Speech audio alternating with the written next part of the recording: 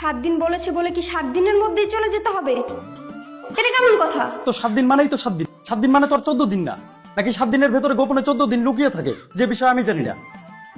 এমন গোপন সংখ্যা সম্পর্কে কোন স্কুলে পড়ায় আমাকে বলো।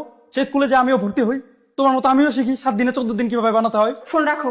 ফোন রাখলে তো তুমিও রাখতে পারতে নাকি? তুমি তো ফোনটা রাখছো না, তার মানে তুমিও আমার কথা শুনতে চাচ্ছ। এটা তোমার ভুল ধারণা, একদমই তোমার কথা শুনতে চাচ্ছি না। তাহলে নিজে ফোনটা কাটছো না কেন? কারণ আমার হাত বন্ধ, আমি কাজ করছি। তোমার মতো আমি বেকার বসে থাকি না। কি বললে? আমি বেকার বসে থাকি? সারাদিন অফিসে কাজ করি, বাসায় এসে তারপর ডিম ভাততে হয়, আবার বলছো আমি সারাদিন বেকার বসে থাকি। অফিসে গিয়ে তো সারাদিন বসেই থাকো, সেসব খবর আমি জানি। এত বাহাদুরি আমার সাথে দেখাতে এসো না। দেখো, আমার কিন্তু মেজাজটা খারাপ হয়ে যাচ্ছে। এমনিতে আমার কোনো কিছু ভালো লাগছে না। প্রেশার মনে হয় হাই হয়ে যাচ্ছে, আমি এখনই অজ্ঞান হয়ে পড়ে যাবো। মেজাজ খারাপ কেন শুনি? মেজাজ খারাপ হবে না তো কি খারাপ হবে? একটা মানুষ না খেয়ে থাকতে থাকতে শুটকি মাছ হয়ে গেছে। 2 দিন পরে সে বমি হয়ে যেতে পারে, যে কোনো সময় হতে পারে, আশঙ্কা আছে। তুমি বুঝতে পারছো না? তুমি চলে গেছো আমাকে রেখে, আবার বলছো মেজাজ খারাপ কেন হচ্ছে? সুখে হচ্ছে, সুখে আমার সুখ লাগছে। তুমি না খেয়ে আছো কেন? তোমাকে কে না খেয়ে থাকতে বলেছে?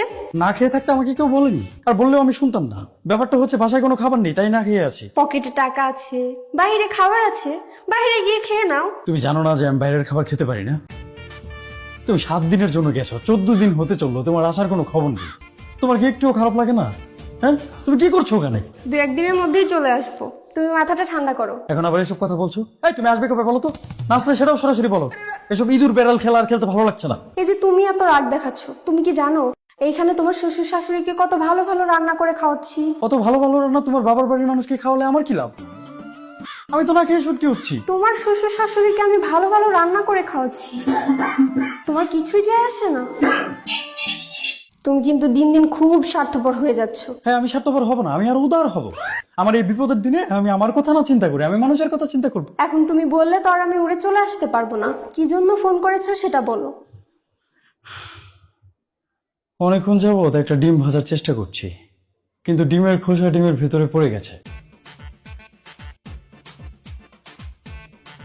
বের করতে পারছি না। আচ্ছা, বের করার কোনো সিস্টেম তোমার জানা আছে?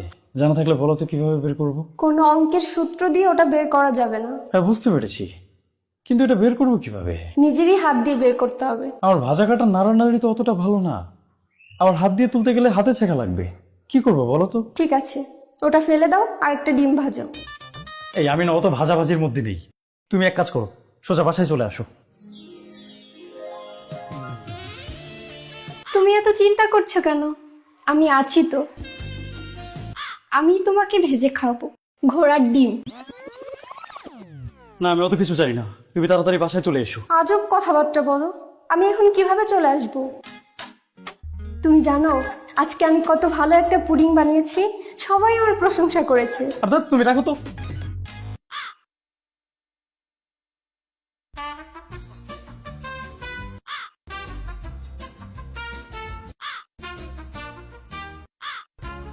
অষ্টমে আছে বন্ধু। কি? ওয়াশরুমে আছিস তো? আমার কল ধরেছিস কেন? আমি তো কোনো কিছু করছি না, শুধু এমনি এমনি দাঁড়িয়ে আছি। ওয়াশরুমের ভেতরে এমনি এমনি কে দাঁড়িয়ে থাকে? বউ আটকে রাখলে তো দাঁড়িয়ে থাকতেই হবে, তাই না বন্ধু? আচ্ছা, তাহলে তোর বউ তোকে ওয়াশরুমে আটকে রেখেছে। ঘটনা সত্য।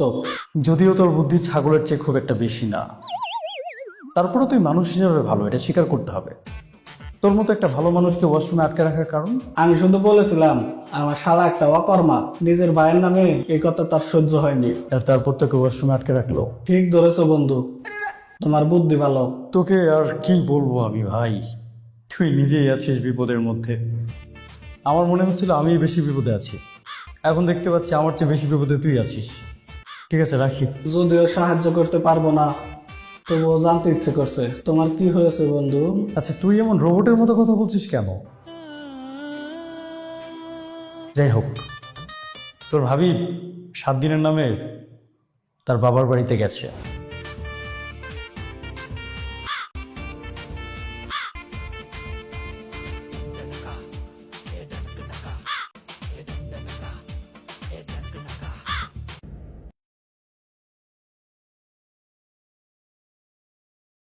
আজ প্রায় 14 দিন হতে চললো, আসার কোনো নাম নেই। রান্নাটাও করতে পারি না, বাইরের খাবারও খেতে পারি না, আছে একটা যন্ত্রণার মধ্যে। তোকে কল করেছিলাম, ভাবলাম তোর বাসায় গিয়ে খাবো। এখন তো বুঝতে পারছি আমার চেয়ে বেশি যন্ত্রণায় তুই আছিস। তোর বাসায় তোরই খাবার হবে না, আর আমার হবে কোত্থেকে? সকাল থেকে খিদে পেটে ইঁদুর দৌড়াচ্ছে, জানি না কি করব। বন্ধু, তোমার ঘটনা শুনে খুব কষ্ট লাগলো। আমি ভাবছিলাম তোর বাসায় গিয়ে চারটা খাবো, তারপর তুই আর আমি দুজন মিলে কক্সবাজার চলে যাব। তোর ভাবিও বাসায় আসছে না, এ ফাঁকে কটা দিন ঘুরে আসা যাবে। গেলে একটু মনটা ভালো হবে। আমি বলবো আমার অফিসের কাজে ঢাকার বাইরে যাচ্ছে, আর তোমার তো কিছু বলতে হবে না, বাদি তো বাসায় নেই। কিন্তু কোথাও ঘুরতে যে যাবো, ঘুরতে গিয়েও তো শান্তি পাবো না। যদি তোর ভাবি জানে ঘুরতে যাচ্ছি, 2 মিনিটের মধ্যে বাসায় চলে আসবে, তখন হবে আরেক যন্ত্রণা। ওহো, তাহলে তো মুশকিল। তুই বুঝতে পারছিস আমার কষ্টটা কোথায়? আমি যখন বাসায় থাকতে চাই, শান্তিতে থাকতে চাই, তখন সে বাসায় থাকবে না, সে তার বাবার বাড়ি গিয়ে বসে থাকবে। আর আমি যদি বাসার বাইরে কোথাও যাই, সে সাথে সাথে বাসায় ফিরে আসবে, আর আমার দোষ ধরবে আমি কোথায় গেলাম, কার সাথে গেলাম।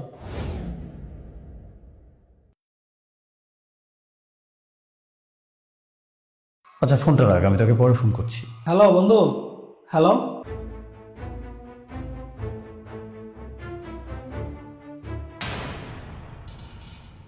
আমার ভুল হয়েছে, এবারের মতো ক্ষমা করে দাও।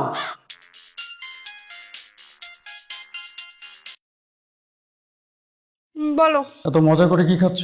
কেন, তুমি খাবে নাকি? না খাবো না, আমি খেয়েছি। খেয়েছো? কি খেয়েছো?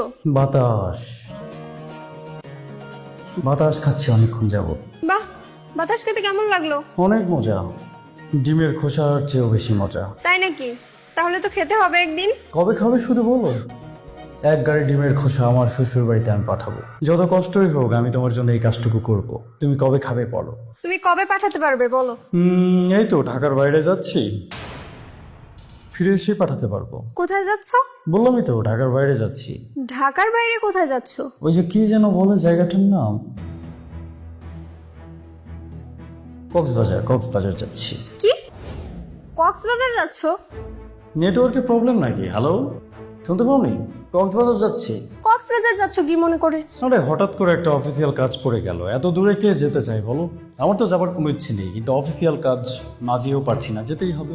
এর মধ্যে তুমিও তো বাসায় নেই, থাকলে অবশ্য একসাথে যেতে পারতাম। আমি থাকলেই বা কি হতো? আমাকে কি অফিসিয়াল কাজে নিয়ে যেতে নাকি? সেটাও অবশ্য নিয়ে যেতে পারতাম না, খামাখা তোমাকে আশা দেখিয়ে বা কি লাভ? যেহেতু অফিসিয়াল কাজ, আমাকে তো একাই যেতে হবে, কারণ কাজটা তো আমার একার। বুঝতে পেরেছি। ঠিক আছে, আমি ব্যাগ গোছাবো, তোমার সাথে পরে কথা বলছি। আজকেই যাবে? হ্যাঁ, তোমাকে বললাম কি ইমিডিয়েটলি যেতে হবে। তুমি কিন্তু আমাকে নিয়ে একদম টেনশন করো না, আমি বাইরে থেকে খেয়ে নেব। তুমি যেহেতু আসছোই না, এবার মনে হয় আমার বাইরে খাবার অভ্যাসটা করতে হবে। ঠিক আছে, রাখছি। ও শোনো, হ্যাঁ বলো। বাসায় আমার কিছু কাগজপত্র ফেলে এসেছি, ওগুলো আমার লাগবে। ঠিক আছে, বাসায় এসে নিয়ে যেও। তোমার কাছে বাসার চাবি আছে না? হ্যাঁ ছিল। তাহলে তো হয়েই গেল, তুমি যে কোনো সময় এসে নিয়ে যেও। চাবিটা হারিয়ে ফেলেছি। ঠিকই, চাবি কখন হারালে? ওই তো কখন যেন হারিয়েছি, আমার খেয়াল নেই। এত ইম্পর্টেন্ট একটা বিষয় তোমার খেয়াল নেই মানে কি? চাবি হারিয়ে গেছে বাসার, যে কোনো সময় বাসায় চুরি হতে পারে। আমাকে তো এই বিষয়ে তুমি কিচ্ছু বলনি। তোমাকে আমি বলতাম, কিন্তু কাজের চাপে বলতে ভুলে গিয়েছিলাম। ঠিক আছে, এখন তাহলে কি করবো বলো তো? আমারও তো ইমিডিয়েটলি বের হতে হবে। আমি কি চাবিটা বাসার সামনের সুপার শপে রেখে যাব? আর না না, কার কাছে চাবি রেখে যাবে? এ যুগে কাউকে বিশ্বাস করা যায় নাকি? তাহলে এখন আমি কি করব বলো? আমার টিম এমার্জেন্সি বের হতে হবে। ঠিক আছে, কি আর করার, তুমি বাসায় থাকো, আমি আসছি। তুমি আসছো মানে কি? আসছি, তুমি কখন আসবে? একটু পরেই আসছি। একটু পরে আসবে মানে কি? আমি কি এখন তোমার জন্য অপেক্ষা করব? আমার তো যাওয়ার টাইম হয়ে যাবে, সবাই তো আমাকে রেখে চলে যাবে। আচ্ছা ঠিক আছে, আমি তাড়াতাড়ি আসবো। তাড়াতাড়ি আসবে? এত তাড়াতাড়ি কিভাবে আসবে? আর এত তাড়াতাড়ি আসার কি বা দরকার? কি বলছো তুমি? আমি আসবো না? ঠিক আছে, তুমি এসো, আমি তোমার জন্য অপেক্ষা করছি। কে জানে কতক্ষণ অপেক্ষা করতে হবে। আবার এমনও হতে পারে বাসায় আসার পর তুমি অসুস্থ হয়ে পড়লে, আমার সামনে অজ্ঞান হয়ে ফ্লোরে পড়ে গেলে, তখন তোমাকে নিয়ে আবার হসপিটালে দৌড়াদৌড়ি করতে হবে। 3 দিন তোমার জ্ঞান নাও ফিরতে পারে, তখন তো এই অবস্থায় তোমাকে ফেলে আমি কোথাও যেতেও পারবো না। এভাবে হয়তো আমার যাওয়াটাই হবে না। ঠিক আছে, রাখছি। আরে হ্যালো,